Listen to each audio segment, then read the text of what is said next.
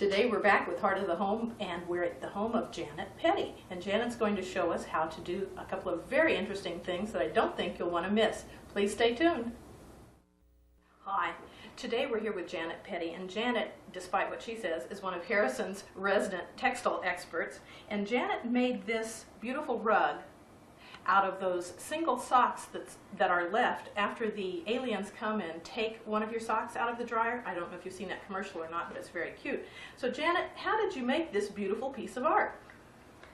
Well, like she said, I began with a lot of single socks, or socks that had holes in them and were no longer usable. And because I'm very frugal, I decided that making a rug would be something fun to do. It's thick and it's easy to use, and when we were in school, all of us made the little pot holders. I just took the same principle as the pot holders and expanded it to make a rug. The first thing I did was, she's got nice socks, by the way. Well, the first thing you did was save these socks, right? Yes, How many socks did it take you to make this rug? I had a grocery sack completely full, just as full as I Plastic could sack get it. or paper sack? Paper. Paper or plastic? Well, we want to know. Inquiring minds want to know. So you're cutting the toe out. the first thing I did was cut the toe out. If there's still a toe. If there is a toe. Yeah. I didn't worry about how straight I cut it either. Oh, good. And then I cut the heel. And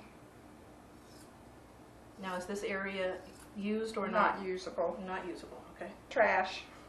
So you just use the foot and the top part, the crew Right. part. Then how wide are you going to cut those? This is too wide, so what I did was folded it in thirds. If you have a child sock, then 2 would be fine. And so you cut your entire sack of socks into these pieces? Well, I was watching TV in the evening. It must make quite a mess. Yes, but I have children that vacuum for me. Oh, it's wonderful to have children. Okay, so you get these made, then what do you do? What are these called anything? These are called loopers, Okay. and you don't want to cut the loops. You want to leave the loops intact. And you'll take it like so. Now you're a professional. I do it without thinking, and now that I'm having to think, I can't do it. You bring it like so, and then pull it like that, and it makes a knot. How about, can you do it to that side just a little I bit? do it to this side. Just. Mm-hmm. Well, that looks very easy. So you just loop them together. Just loop them Okay. together. And how many do you do that way? Rope 20 feet long? No, I don't like a rope more than 4 or 5 feet long because it gets tangled. And is that what it's called, a rope? I don't think it matters. It has no name. Okay. All right. Then what? Then I began by taking, this is a frame loom. You can also take a picture frame or whatever, and whatever size you want, and I strung it. Weaving is a series of parallel threads, and you take a third thread that goes over, under, and that's basically what you do, is over, under. When you begin, what do you do with the first part of the rope? I left it hanging out about 4 or 5 inches, and then I wove it back in into the next row. Do you have to sew that then at the end, or the tightness of having them woven together should hold it? Should hold it. And this is washable? Oh, very definitely. How many times do we wash socks? What did you use for these threads? And what are these threads called? This is called the warp, and the warp is the vertical. This is called the weft. The weft is horizontal. So if I use those terms, which are foreign to most of us. So if I wanted to do this at home, watching my TV, and I didn't have one of these, I could just make a little hand-held frame like this, right? Correct. And any special things I need to know before trying to make one? Don't hammer your nails in a straight line because your wood will split. As you can see, I tried to hammer these in a straight line and my wood split, and on the other side I decided to stagger them. And then Janet, could you show us your loom, how you really do... Wait a minute. Wait a minute, okay.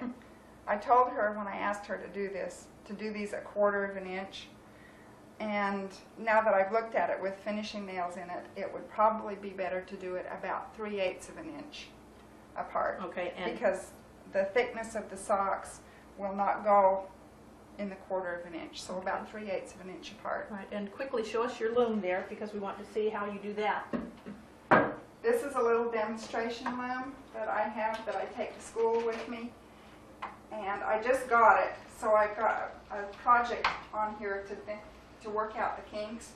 It's a scarf that I'm making, and when you weave, you take those parallel threads that I talked about and you raise one set off them and send it through with the 3rd thread to trap it and beat it down into place.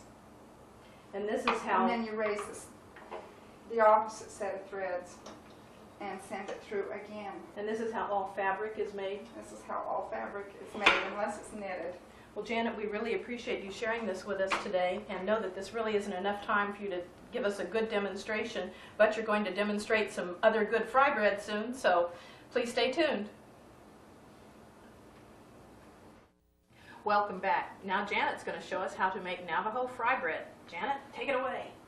The first thing I do is I begin with self-rising flour. A lot of the recipes you find will give you a list of ingredients. I take the easy way out and just buy self-rising flour, and then instead of water, I use milk. It gives a fluffier product,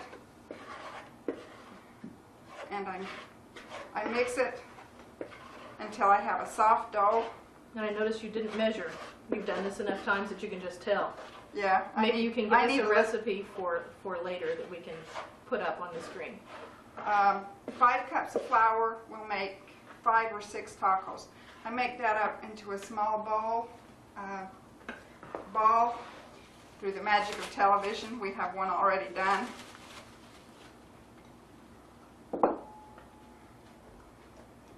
How long do you need to knead it? Until it's smooth. Okay, so not very long. Don't need any more.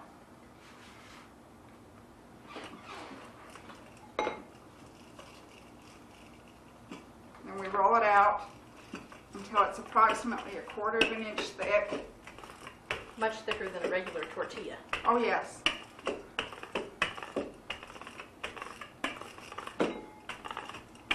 This is really good exercise too. Build up your upper body strength. Yes.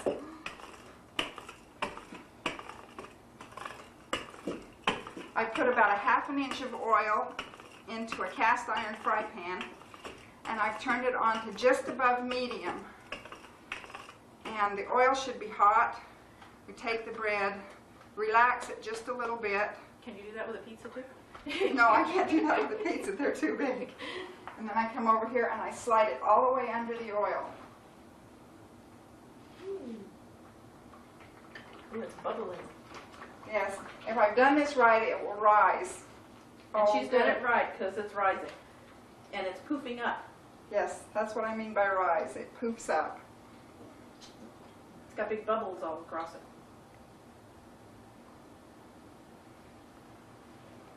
Is it going to explode? They're so much fun to watch. I do these for the school kids when they do their Southwest Indian units, and they love to watch these cook. It is. It's fantastic. It's like Vesuvius getting ready to erupt. It takes it just a minute frying on one side, and then I take a pair of tongs and flip it over onto the other side.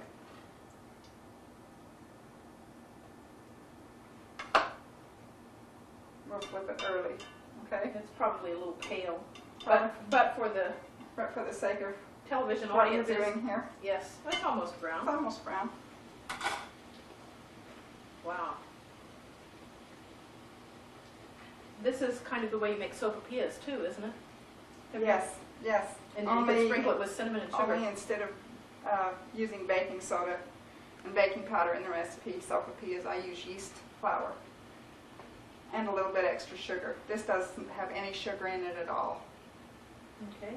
And through the magic of television, We're done. we're Oh, finished. yes. I'll watch that one on the stove while you All serve right. that. We have Rule and Doris Luttrell over here. They're our taste testers. And the first thing that we're going to do is we put nice chili in the middle of this, spread it around. What would you like on it? Lettuce, tomatoes, Lettuce, cheese. Tomatoes, cheese. Give them the works. Give them the works. You bet. This is fun with olives too. How about onion? Yes, Like a little of that on there. You have sour cream too. have sour cream also. Now, do you but eat I this- didn't. Do you I eat didn't this do with any a onion fork, today. or do you just pick it up and eat it? Pick it up flat with the flat of your hand and eat it. The cowboy way. Oh, heavens. There Just you do go. it the easy way. Sour cream? That'd be fine. This is great to have taste testers. Guinea pigs. Okay. When you eat this, pick it up with the flat of your hand. Spread your hand as far wide as you can get it. You want to be first? Okay. We'll watch them take a bite. We hope you've enjoyed this episode of Heart of the Home. And if you have any comments or suggestions for us, please be sure and write us, care of Crew 6 at Post Office Box 1287, Harrison, Arkansas. And try some Navajo fry bread. I think you'll like it. Very good. It's a little messy, it looks like. Maybe Oh, you yes. need napkins, but it sure looks good.